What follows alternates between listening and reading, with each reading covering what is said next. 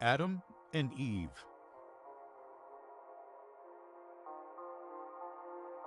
Now the Lord God had planted a garden in the east in Eden, and there he put the man he had formed. The Lord God made all kinds of trees grow out of the ground, trees that were pleasing to the eye and good for food. In the middle of the garden were the tree of life and the tree of the knowledge of good and evil. Then the Lord God formed man of the dust of the ground and breathed into his nostrils the breath of life, and man became a living soul.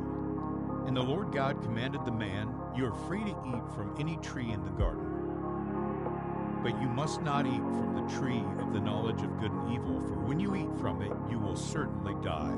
The Lord God said, "It is not good for the man to be alone. I will make a helper suitable for him." So the Lord God caused the man to fall into a deep sleep.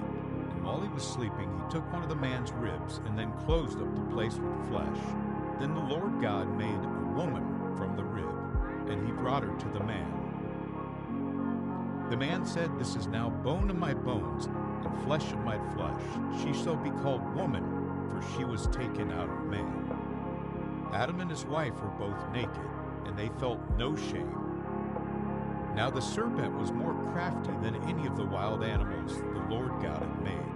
He said to the woman, "Did God really say, 'You must not eat from any tree in the garden'?" The woman said to the serpent, "We may eat fruit from the trees in the garden, but God did say, 'You must not eat fruit from the tree that is in the middle of the garden.'" "You will not certainly die," the serpent said to the woman, "for God knows that when you eat from it, your eyes will be opened, and you will be like God, knowing good and evil."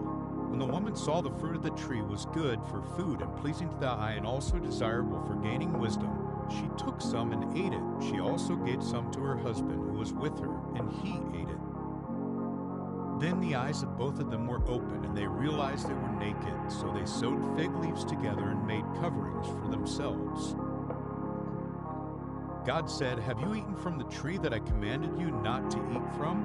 Adam said, "The woman you put here with me, she gave me some fruit from the tree, and I ate it." Eve said, "The serpent deceived me, and I ate."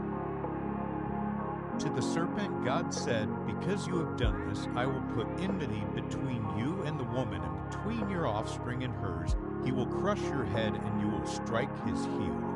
So the Lord God banished him from the Garden of Eden. God placed a cherubim and a flaming sword flashing back and forth to guard the way to the tree of life. God said, "Cursed is the ground because of you. By the sweat of your brow you will eat your food until you return to the ground." Adam made love to his wife Eve, and she became pregnant and gave birth to Cain. Later she gave birth to his brother Abel.